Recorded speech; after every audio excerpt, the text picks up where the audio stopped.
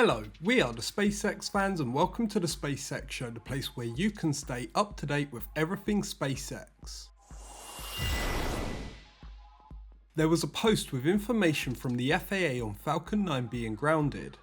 It says in an update from the FAA, the agency cleared SpaceX's Falcon 9 rocket to return to regular launch operations. With Falcon 9 returned to flight now, we have a bunch of missions we could see this coming week.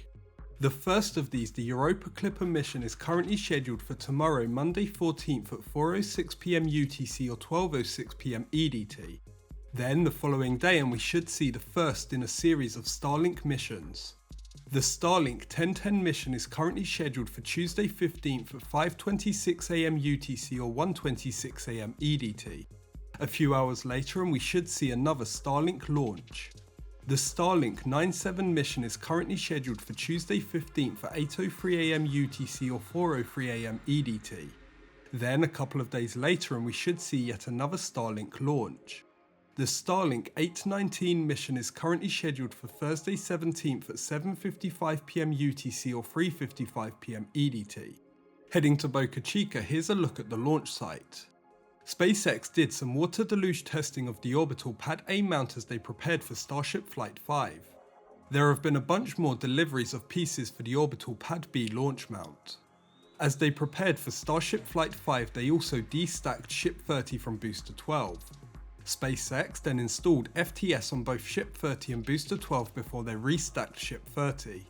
Looks like SpaceX are adding a mural to the side of the parking garage. A couple of days ago there was a post with some information about the operational cost of Starship.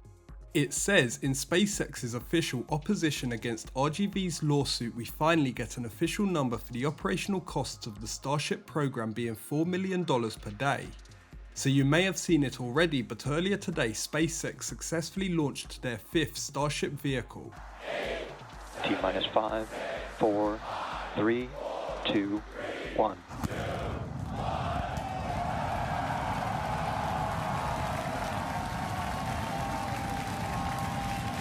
We have liftoff. Vehicles pitching downrange.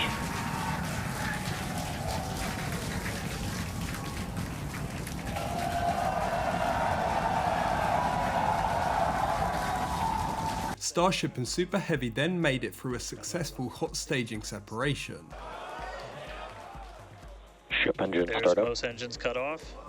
Stage separation. Booster Stage separation. Startup. Hot stage separation confirmed. Ship under its own power. I'm seeing 6 out of 6 Raptors lit. Hopefully I got a booster on the way back to me. I'm going to send it to you guys in Hawthorne. Oh man, that was... Then, in probably one of the most incredible spaceflight events ever, SpaceX successfully caught the Super Heavy booster with the chopstick catching arms on their first attempt. We can see those chopsticks now in the air.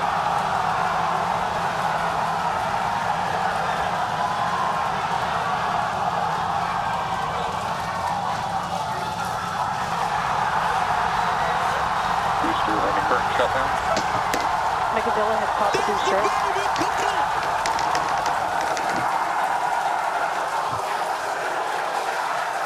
This is absolutely insane.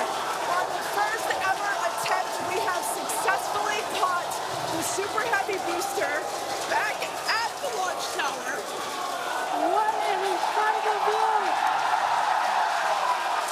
Are you kidding me?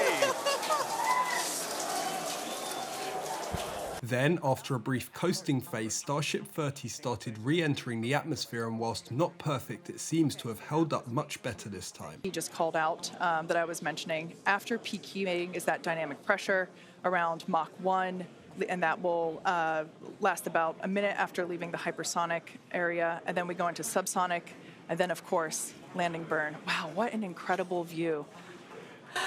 The colors are so amazing, and the colors actually also tell you a little bit about the temperature that the vehicle is seeing as well. So I think that's pretty cool that we get this amazing live visual. Then finally, with an epic explosion at the end, Starship landed in the Indian Ocean. reflection of that landing burn. You can see the water just behind the ship.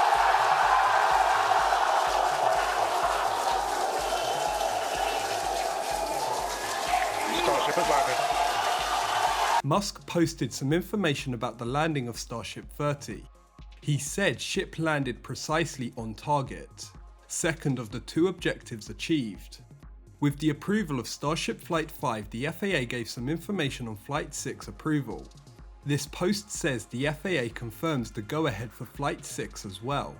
Test Tank 16 was recently seen moved out of the test stand at Massey's test site.